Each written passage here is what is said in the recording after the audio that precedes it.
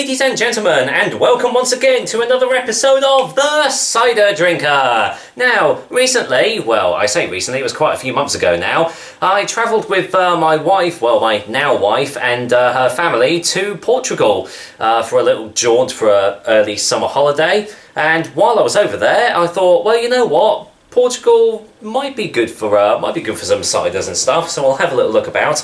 And in the local supermarkets, they came up trumps. I discovered two Cidras that I thought I've not tried before, so I'm going to review them on this channel when I get back. And this is the first of them. Today, I am going to be reviewing Sidra El Mayu from the El Mayu Cider Company.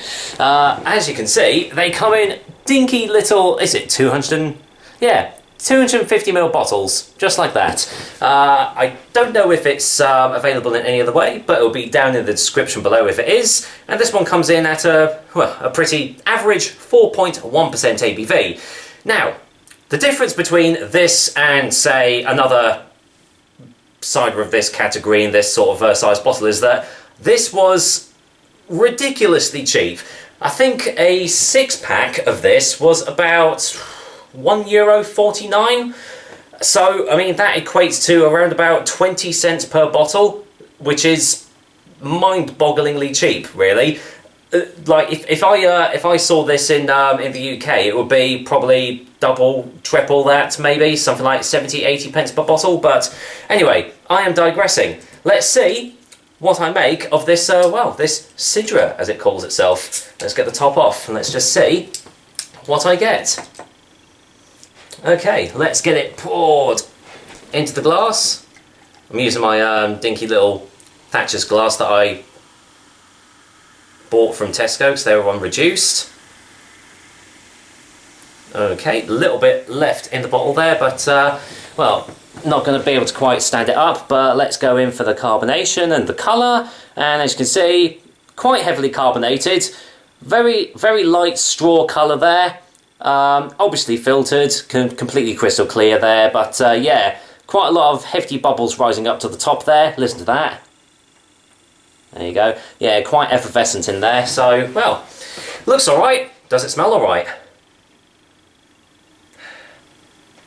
Okay, well, if I can get my nose through the effervescence and the bubbles, it's smelling quite light, relatively sweet, sort of apple concentrate smell from there, like apple juice. But yeah, well, that carbonation is really making it hard to actually get any aromas at all really from this. But yeah, maybe even a slight hint of sulphur there.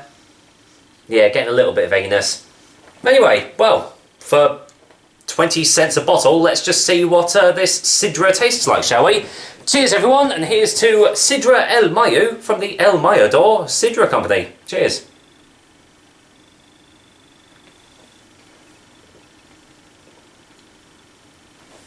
Very sweet. Very, very sweet. Quite full-bodied. Now that was interesting. I did actually get a slight hint of vanilla from that one.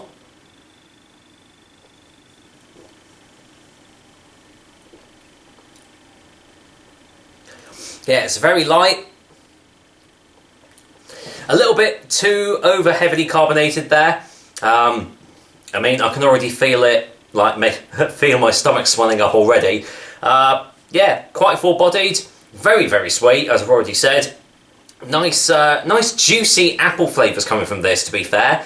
And as I said, there is a slight hint of vanilla in amongst all that, which, well, is actually a little bit surprising, really.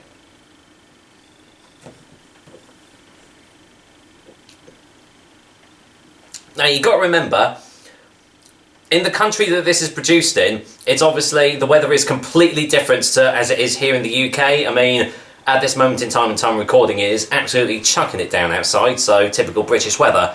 But if you're in a hot country, you know, like Spain or Portugal, you know, where you're going to be able to get a hold of a bottle of this will be really, really refreshing.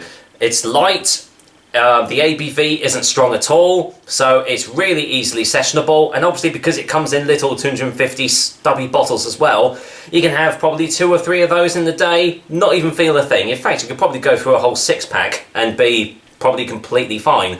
But if you're going to have it in the UK, it's pretty much considered a bog standard cider, I would say. There is nothing wrong with this, but there's again nothing really overly amazing. But it's not really setting out to blow anyone's minds. It's just a nice, refreshing Sidra that you can have on a really hot day. So with that said, let's go for a final taste before a final verdict.